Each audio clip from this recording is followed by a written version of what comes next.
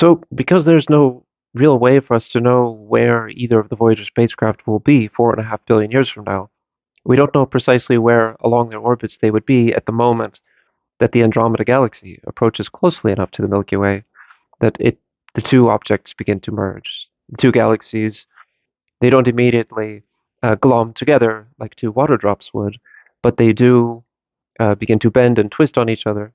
And depending on the precise sort of arrangement or geometry or how closely they pass each other by, we would expect the Milky Way to be severely disrupted during the passage, or at least the first pass of what will eventually become a merger between the two galaxies.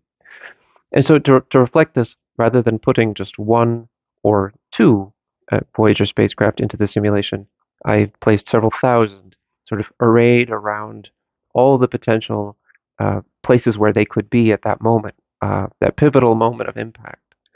And what you can see as a result in the animation, the yellow band, which is not really a continuous band, it's just a very tightly spaced grouping of little spacecraft, is broken apart. They're sent every which way at the moment that their initially circular orbit is bent to pieces, and some of them are sent inwards towards the core of the new super object, the new super galaxy, which is merging at that time, where they would undergo a severe abrasion through extremely high velocity passage through dusty clouds of interstellar material.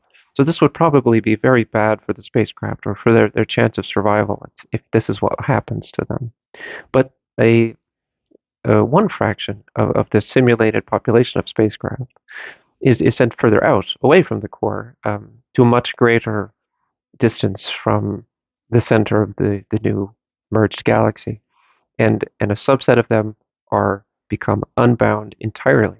So they are ejected from the combined system, and rather than moving through the interstellar medium as they have for the last 4.5 billion years, which is, even though we consider space to be a relatively empty sort of thing, uh, compared to the overall observable universe, the disk of a spiral galaxy like the Milky Way is actually a very busy place.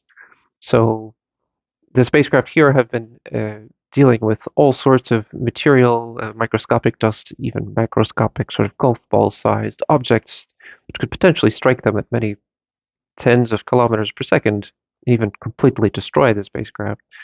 Um, Out away from the galaxy in the intergalactic void space, they would encounter no such obstacles. So there'd be almost nothing to interact with the spacecraft. There'd be almost nothing to damage them, nothing to gradually wear them down in the way that they were being worn down, will be worn down within the Milky Way itself.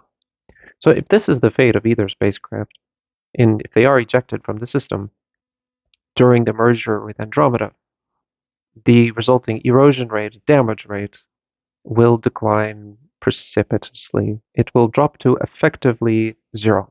And so the craft could endure into a much more distant era, where in which the universe itself will be essentially unrecognizable to at least to beings such as us. We live in something called the stelliferous era, which is the one in which stars still exist, and stars will not exist at a certain point in time. They have a finite lifetime, and although new stars are being created, the rate at which new stars are being created changes over time, and it is declining. It has been declining for several billion years already.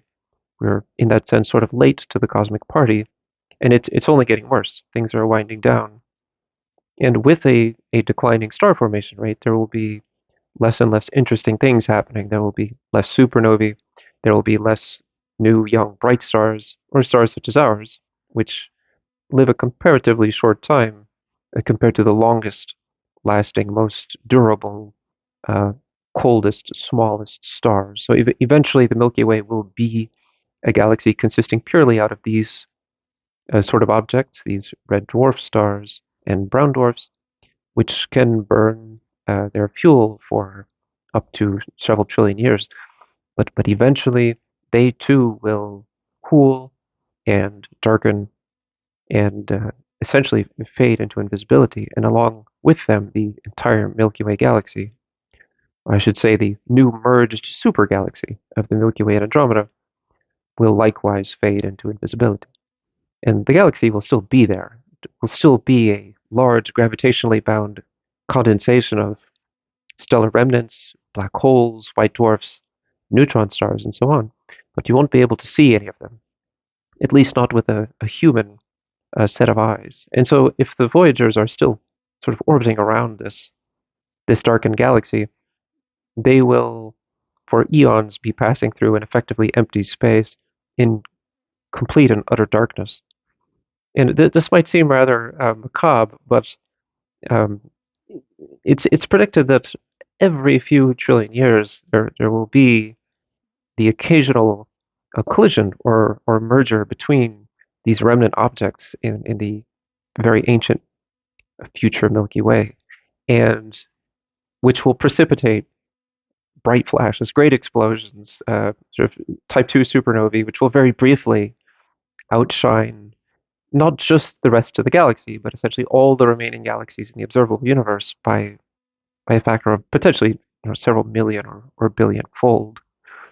These will be incredibly bright flashes. And so as a result, uh, what will happen is that the Voyagers will have this very dark existence, which is then occasionally briefly illuminated by these incredible, incomprehensibly bright flashes, at least incomparably bright compared to the rest of the universe uh, at that time. And so this will sort of be their fate, um, except that on the absolute longest timescales, even longer than entire galaxies simply disappearing into the dark, the material of the spacecraft themselves will also be affected at a atomic level. As long as there's some source of cosmic radiation, high energy cosmic rays in the distant future, these rays will interact with the material, the hull material of the craft, the shield material of the golden records, and will transmute it in the way that alchemists once hoped to transmute one element into another. And as a result, materials like aluminum will decay, will be broken and decay into less stable isotopes or other materials like magnesium, and gradually the spacecraft themselves will either dissolve or be rendered into some completely different kind of material over long enough time periods, such that they sort of gradually disperse into a very fine particulate mist uh, and spread out along their orbits very gradually over many trillions of uneventful years.